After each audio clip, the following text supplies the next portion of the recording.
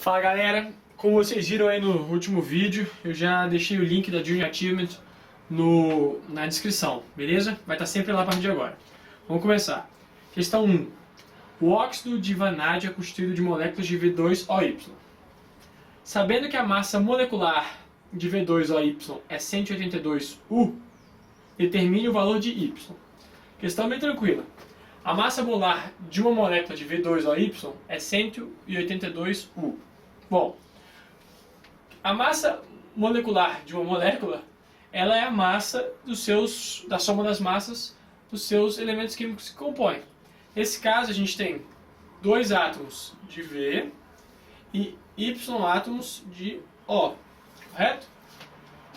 Aí é só a gente ver qual que é a massa do V, a massa atômica do V, e qual que é a massa atômica do O. E a gente vai conseguir descobrir quantos átomos de O tem na molécula de V2OY, né? No caso, óxido de vanádio. Vamos lá. Ó, aqui a gente vai ter o seguinte: a massa atômica do V é 51, tá escrito aqui na prova. Então, 2 vezes 51 vai dar 102. Então, no óxido de vanádio, 102U pesa só de V, né? E Y vezes o oxigênio, que é 16. Isso aqui vai dar 16Y. Como só tem V e O no óxido de vanádio, se eu somar as massas atômicas, tem que dar a massa atômica total, né? Então, 16Y mais 102 tem que ser igual à massa total, que é 182. 102 vai para lá, vai ficar aqui 16Y é igual a 80. Descobre que Y é igual a 5. Questão bem tranquilas daí, né? Acabou. A questão 1 é a famosa questão 0800, foi de graça. Já a questão 2 tem que pensar um pouquinho mais. Eu não vou ler o começo não, porque é muito blá blá blá. Vou ler o finalzinho aqui, que interessa. Uma xícara média de café contém aproximadamente 100 mg de cafeína, enquanto uma xícara de chá apresenta 40 mg desse composto, cerca de 0,0002 mol de moléculas. Em relação à cafeína, faça o que se pede. Então a questão A. Calcule o número de moléculas de cafeína existente em uma xícara de chá. Bom, o que ele diz sobre uma xícara de chá? Que uma xícara de chá apresenta 40 mg desse composto. Então tem 40 mg.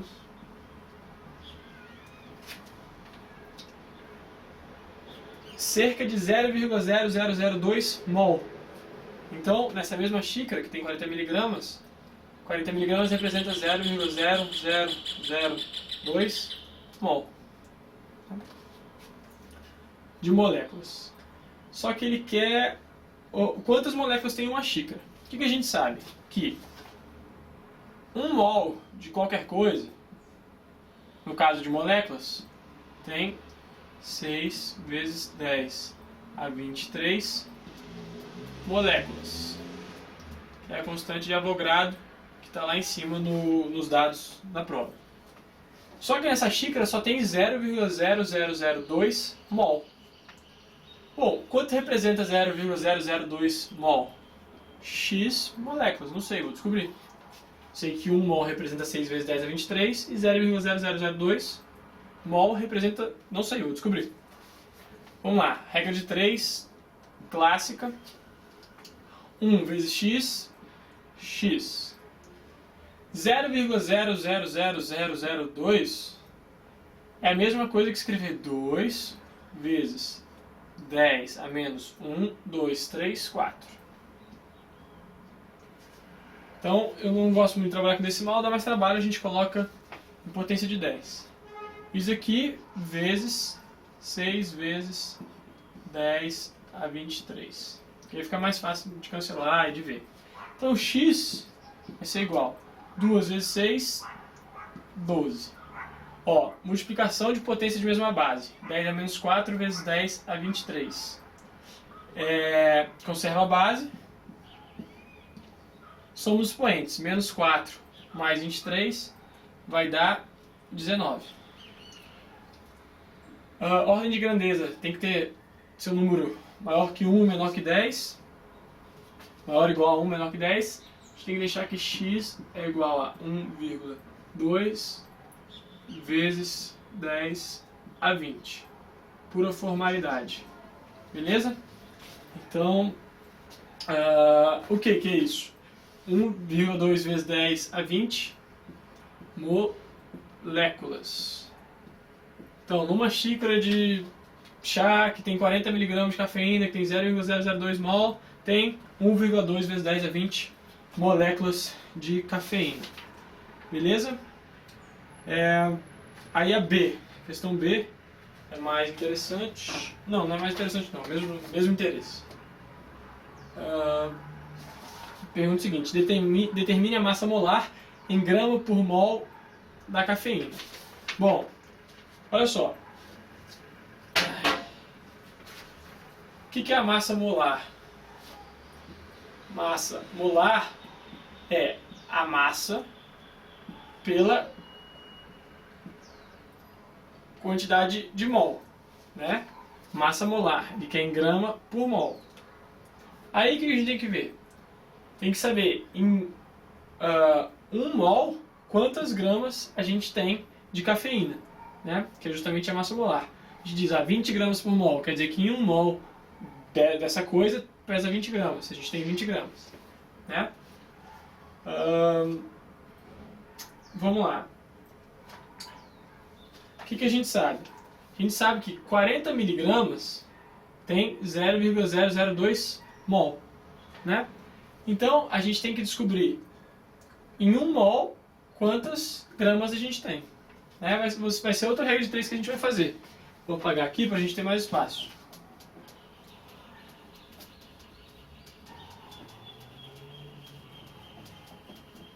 Então, é uma regra de 3 bem simples. Quer saber quantas gramas pesa 1 mol de cafeína, tá? Ó, o que a gente sabe?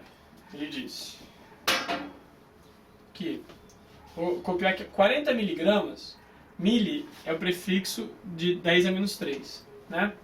Então a gente pode escrever isso aqui como sendo 40 vezes 10 a menos 3, porque ele quer em gramas por mol, ele pede. 40 vezes 10 a menos 3 gramas, tá para 2 vezes 10 menos 4 mol. Beleza? Só que ele quer o quê? Gramas por mol, ou seja, em 1 mol, quantas gramas a gente tem? É a massa molar. Ele quer 1 mol, saber quantas gramas. Uma nova regra de 3. X vezes 2 vezes 10 a menos 4 vai ser 2 vezes 10 menos 4, x é igual a 1 vezes 40 vezes 10 a menos 3, 40 vezes 10 a menos 3. Aqui, isso é x. Isso é x de multiplicação. Deixa eu fazer isso aqui maior, para não confundir. X está aqui, passa isso aqui tudo dividindo, né? X vai ser igual a 40 vezes 10 a menos 3 dividido por 2 vezes 10 a menos 4. Bom, 40 dividido por 2 fica 20. Divisão de potência de mesma base. Conserva a base, fica 10, subtrai os expoentes. A gente vai ter que x vai ser igual a 20 vezes, mantém a base, menos 3 menos 4 fica mais 1. Né? X é igual a 2 vezes 10 a primeira. Então x é igual a 200 gramas. Então o que a gente sabe? O que a gente descobriu? Que em 1 mol de cafeína a gente tem 200 gramas, pesa 200 gramas. Então a massa dele é massa molar 200 gramas por mol, né? Por 1 mol. E eu pesquisei lá no Google, e o Google diz que a massa molar da cafeína é 194 gramas por mol. Então acho que está bem correto isso daí. Beleza? Nesse quadro, a palavra mágica não é abracadabra, é Avogadro. Quer ver? Avogadro! Perfeito. Vamos lá. Questão 3. Diz o seguinte. A adição de pequenas quantidades de selênio durante a fabricação de vidro permite a obtenção de vidro colorido em diversas tonalidades de vermelho. Uma taça de vinho de 79 gramas foi manufaturada a partir de vidro, contendo 1% em massa de selênio. Determine a quantidade de matéria, número de mol, de selênio contido em uma taça. Bom, vamos lá. Aí diz que a massa do selênio é 1%, né, de 79 gramas. Né? Isso ele dá. Aí, o que você tem que ver? Achar quanto que é a massa de selênio, que vai ser 79 dividido por 100, dá 0,79 gramas. Então essa é a massa de selênio naquela taça de vinho que ele diz aqui. Lá em cima, ele dá a massa atômica de selênio, que é 79U. Né? 79U não é a massa molar, mas a gente pode transformar em massa molar. É bem prático isso, o professor deve ter mostrado na sala ou tem no seu livro, mas que dá a massa atômica, o número que você achou em U é também a massa molar. Né? No caso do selênio, 79U, a gente pode concluir que a massa molar do selênio é 79 gramas por mol. Como é a do oxigênio? Tem aqui 16U, 16 gramas por mol. Do carbono, 12U, 12 gramas por mol. Né?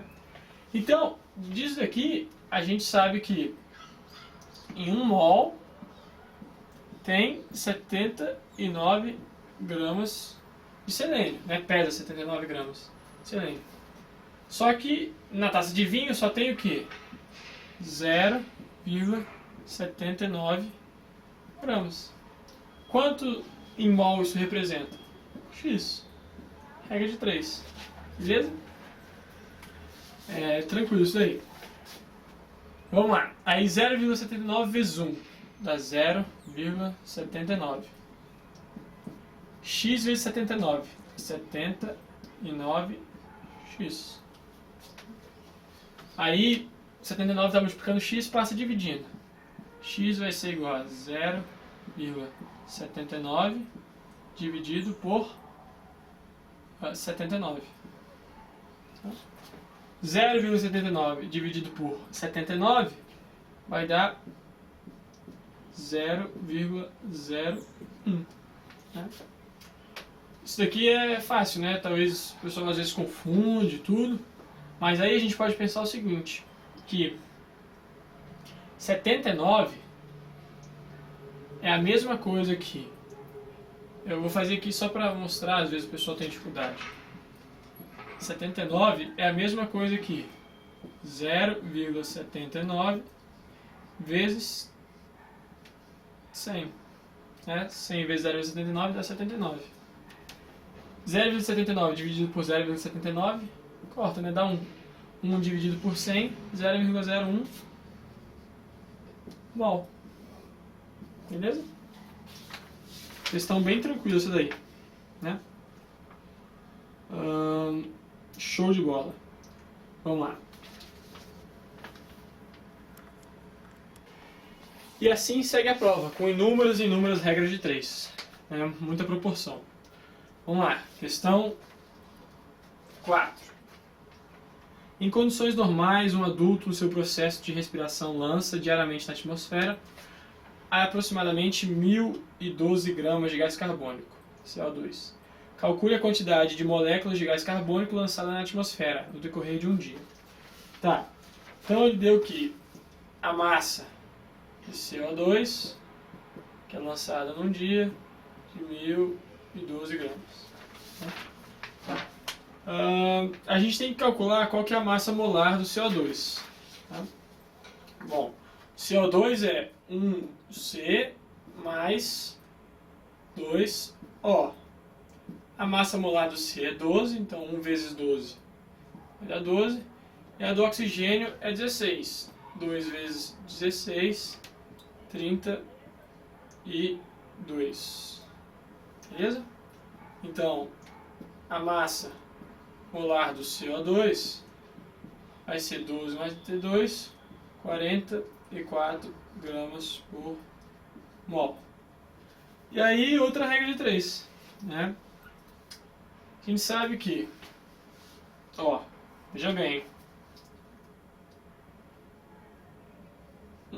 isso aqui para o CO2, 1 mol pesa 44 gramas e 1 mol tem 6 vezes 10 a 23 moléculas, né? Só que a gente tem aqui 1012 gramas. Então a gente tem 1012 gramas. Ele quer saber o número de mol? Não, ele quer saber a quantidade de moléculas que isso significa. É quantas? X moléculas. Beleza? E aí, mais uma regra de 3. Essas questões são relativamente simples. Você tem que interpretar, né?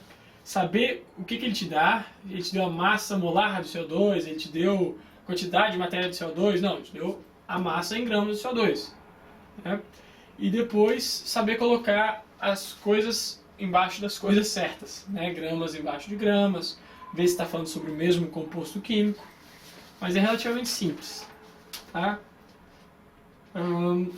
E aí a gente vai multiplicar, né? 44 vezes x vai ser 44x. 1012 vezes 6 vezes 10 é 23, vai dar 1012 vezes 6 vezes 10 é 23. Passo 44 dividindo, x vai ser igual a 1012 vezes 6 vezes 10 a 23, dividido por 44.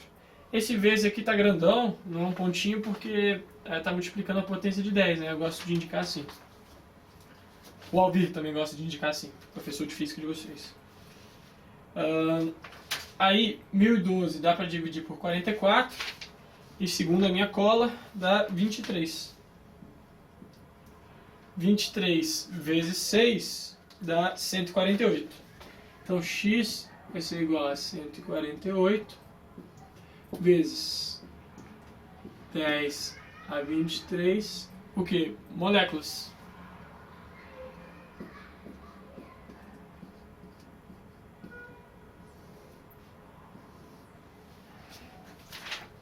Beleza?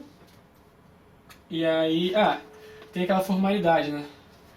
Deixar direitinho. 1,48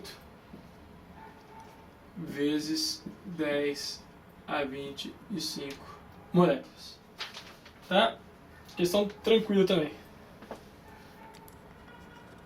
Questão 5, na minha opinião, a questão mais legal da prova. Vamos ler. Um comprimido de AAS tamponado contém 0,325 gramas de ingrediente ativo, AAS. Os demais constituintes podem ser MgCO3, MgOH2, AlOH3 e glicinato de alumínio. Supondo que uma pessoa, pesando 72 kg, acaba de ingerir um comprimido de AAS. Determine a quantidade em mols de AAS ingerida por quilograma corporal. Atenção, considere o AAS ácido acetilsalicílico, cuja fórmula estrutural é... Bom, só de você conseguir ler essa questão inteira certa, você já deve ganhar os 2 pontos pela dificuldade de algumas palavras. Mas não é assim. Bom, vamos lá, o que a gente tem que fazer? Ele deu que a massa molar, aquele AAS, é 180 gramas por mol. Né? Só que em um comprimido a gente tem o que? 0,325 gramas, né? E a massa molar é a massa em gramas pelo número de mols. Igual a gente usou na questão 2, só que aqui eu coloquei mol, para higiene, mesma coisa. Então, a massa molar dele, que é 180, é igual a massa 0,325 sobre o número de mols. Para que a gente está achando o número de mols? Porque ele pede a quantidade de mols por quilograma corporal. Então a gente tem que achar quanto em mol ele ingeriu, né? A gente sabe que foi 0,325 gramas, porque tem isso em um comprimido. E a gente sabe que a massa molar é 180 gramas por mol, porque ele nos informou. Então dá pra gente achar o número de mol. Passa multiplicando e passa 180 dividido. Vai dar isso daqui, 0,325 sobre 180 mol, né? Bem menos de 1 mol. Mas eu vou deixar em fração, porque no final as coisas vão melhorar. Parece que é uma desgraça, se você tentar dividir ficar muito ruim, deixa em fração. Tá. Então ele ingeriu num comprimido 0,325 gramas de AAS ou 0,325 sobre 180 mol de AAS. Só que a pessoa pesa 72 quilos. Então a pessoa de 72 quilos ingeriu 0,325 dividido por 180 mol de AAS, né? Só que ele quer saber em 1 quilo, né? Quantos mols de AAS a pessoa tem por quilo, se fosse tudo distribuído homogeneamente. 72 ele quer saber em 1 quilo. Quantos mols, né, a gente vai ter? Então, ó, vai ficar regra de 3, como sempre. 72x é igual a 0,3, esse negócio aqui, que já é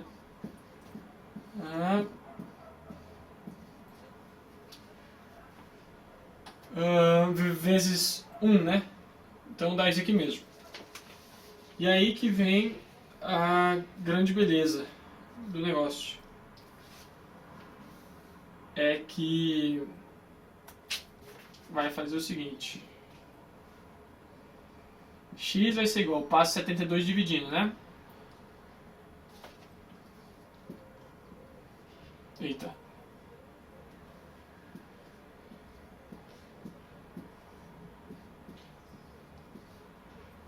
Ó, isso já é uma fração dividido por 72, né? Divisão de fração conserva a primeira e multiplica pelo inverso da segunda. A gente vai ter aqui x vai ser igual a 0,325 dividido por 180 vezes o inverso da segunda. A segunda é 72, o inverso é 1 sobre 72, beleza? E aí, se você fizesse na mão, vai ver que esse número dá para dividir sem resto por esse, aí vai dar um decimal mais, vai dar sem resto. Depois, quando você dividir isso por 180, vai dar uma belezinha mais ou menos assim. 0,000, quantos zeros? 4 zeros. 0,25 mol por quilograma, né, em 1 quilograma. Dá isso, beleza? Aí você podia colocar 2,5 vezes 10 a menos 5 mol por quilograma. Tranquilo? Questão legal essa. Também, boa.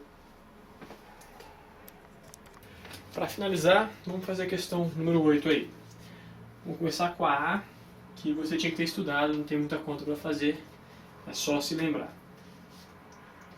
Uma das principais organizações dos elementos químicos que se conhece na história da química corresponde às tríades de Dobenheimer.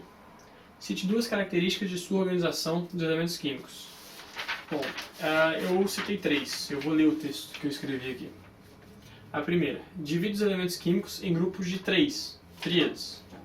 Segunda, Os elementos químicos de cada grupo têm propriedades químicas semelhantes.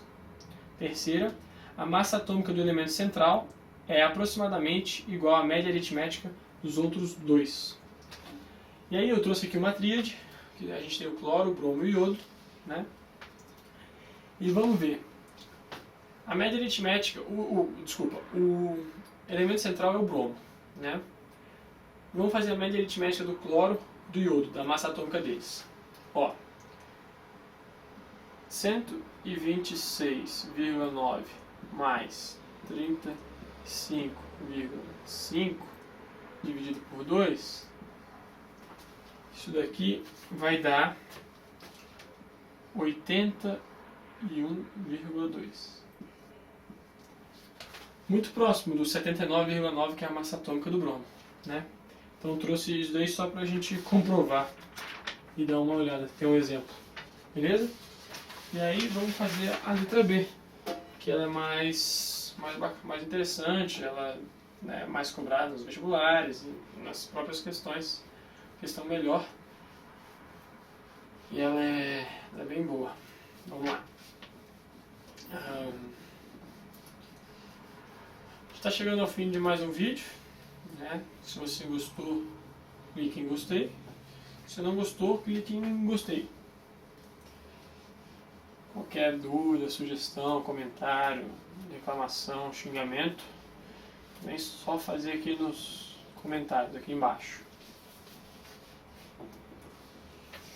Aí a B pede o seguinte: um dos elementos químicos presentes na organização dos elementos químicos de Dobenheiner é o elemento cloro. Com a evolução das concepções atomísticas, dos modelos atômicos e das organizações dos elementos químicos, surgiu a tabela periódica atual. E termina a localização do elemento cloro. Então, vamos lá. É a B, que é o cloro, que tem como número atômico 17. Z igual a 17. Ou seja, o período e o grupo em que se encontra a partir da sua distribuição eletrônica. A gente tem que achar onde é que está na tabela periódica. Aí a gente tem que fazer a distribuição eletrônica. Bom, se o número atômico é 17, o que isso significa? Ele tem 17 prótons, né? E se ele tem 17 prótons e ele é neutro, ele tem 17 elétrons. Então a partir daí a gente vai fazer a distribuição eletrônica dele. Esse é o seguinte: 1s2, 2s2, 2p6, 3s2, 3d5. Ó, vamos ver quantos elétrons. 2 mais 2, 4, mais 6, 10. Mais 2, 12, mais 5, 15. Né? No nível de energia. Tá, aí o que a gente tem que ver? Opa, aqui é 3p5. Não D, 3p5, desculpa.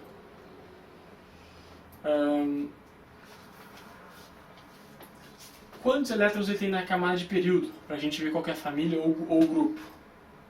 2 mais 5, 7. Então ele tem 7 elétrons na camada de valência. Lembrando, a camada de valência é a camada mais externa, né? Quando a gente faz distribuição eletrônica, é o maior número que aparece. Não necessariamente é o mais energético, mas é a camada mais externa, que é representada pelo maior número. Então, ele está na família, ou ele está ou grupo, né? São duas nomenclaturas. 17 ou 7. Né? Outra coisa que a gente pode ver também, que é outro nome que é dado, que é 7A ou 7B. Tanto faz, chamar de 7,7 ou 7A ou 7B. E como que eu sei se ele é 17, 7A ou ele é 7 ou 7B? 7, 7B é a mesma coisa e 17 e 7A também é a mesma coisa. Tem que lembrar que como ele acaba em P, ele é um elemento representativo, né? Os elementos representativos eles acabam em S ou em P. Então, vai ser 17 ou 7A, tanto faz. Os elementos de transição são aqueles que estão no meio da tabela periódica, que acabam em D ou em F. Então a gente já sabe que ele está na 17 ou 7A no grupo. E qual que é o período dele? É justamente a camada de valência. Então a camada de valência dele é terceira, então ele está no terceiro período. Tranquila a questão, só fazer a distribuição eletrônica. Lembrar que a camada de valência é a camada mais externa, o maior número que vai aparecer na camada, corresponde ao período, então está no terceiro período. E lembrar que ele tem 7 elétrons nessa camada de valência, então ele está na família 17 ou 7A, como você preferir chamar. Tá? Tranquilo. Vamos nessa fazer a questão 6. O elemento químico é formado por dois isótopos A e B. A tabela a seguir indica a composição isotópica do elemento. Bom, isótopo A, massa atômica 100 U e porcentagem natural 70%. Isótopo B, 120 U e porcentagem natural 30%. Determine a massa atômica do elemento químico. Tá, o que a gente vai ter que fazer? Fazer uma média ponderada, né, dessas massas atômicas. O que é uma média ponderada? É a mesma coisa que você faz quando você vai tentar ver qual vai ser a nota do período ou do ano. Tem lá que a prova discursiva tem peso 7, a prova objetiva tem peso 2 e o conceito tem peso 1. E você divide pela soma dos pesos. Né? E quando você tirou em cada um, e divide pela soma dos pesos. E aqui é a mesma coisa. Ó, a massa atômica do isótopo A é 100. E o peso dele, nesse caso, é 70%. O peso quer dizer o quanto que ele ocorre, a importância dele. Ele tem mais na natureza. E o isótopo B, a massa atômica é maior, porém a ocorrência dele, o peso dele é menor. Beleza? Isso aqui tudo dividido pela soma dos pesos. 70% mais 30%, 100%, que é 1. Né? Bom, 100 vezes 70% vai ser 100 vezes 0,7 mais 120 vezes 0,3, que é 30%, dividido por 1, que é 100%. 100 vezes 0,7, 70. 120 vezes 0,3, 36. 70 mais 36, massa atômica é igual a 106 U. Tranquilo essa questão. Questão 7 é de laboratório, é um saco, muito chato. Sempre foi, sempre será. Tá, a gente tem que classificar as reações, né? Aí essa eu vou fazer oral, tá? Não vou escrever não, eu vou conversar com vocês. Primeira reação é essa. CuSO4 mais 2NaOH forma CuOH2 mais Na2SO4. Bom, o que a gente tem que ver? Que o OH que estava aqui, com o Na, juntou com o Cu, né? Com o cobre, veio para cá. E o SO4 que estava com o cobre, juntou com o Na, que estava aqui.